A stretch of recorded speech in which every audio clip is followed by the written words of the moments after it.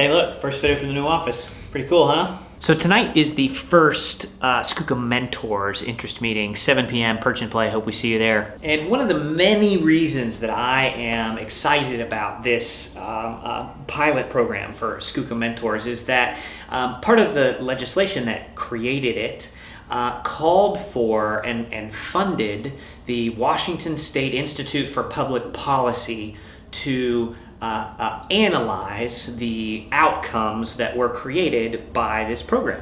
From the state of Washington side, the notion of this program was created based on some really common sense thinking, that if we support foster parents better, then we'll keep more of them.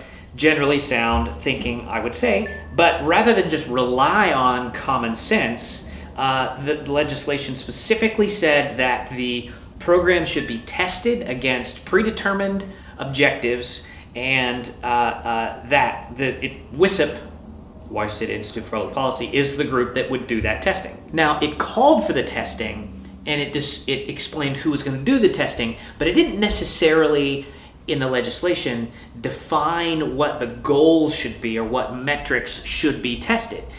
Fortunately, I was able to have a little bit to say about that. So I've been on a couple of phone calls with DSHS and some folks at WISIP, and we've agreed on the goals, and then Skookum went off and set to work getting started building a program and getting ready to deliver this service, and WISIP got ready to measure the impact that it has. So the outcomes that I recommended that we've settled on are: 1, engaging with a Skookum mentor should result in greater placement stability. In other words, a child who has a Skookum mentor should move less frequently than one who does not.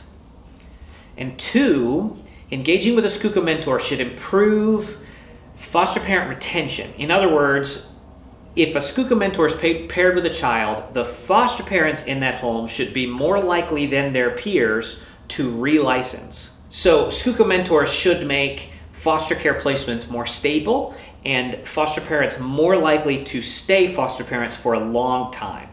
And WISIP is going to measure that along with a couple other things over the next, 12 to 18 to 24-ish months. Now, if they find what common sense would seem to expect, then we'll have an evidence-based program that can be scaled up and rolled out across the whole state. But if they find something unexpected, we will want to know that too. So about a year and a half, maybe 2 years from now, WISIP will publish a report on the Skookum Mentors program, and I cannot wait to read it. And I'm trying to figure out how to get WISIP to measure Skookum House.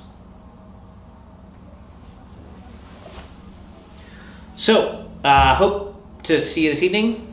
7 p.m. at Perch and Play, first ever Skookum Mentors interest meeting.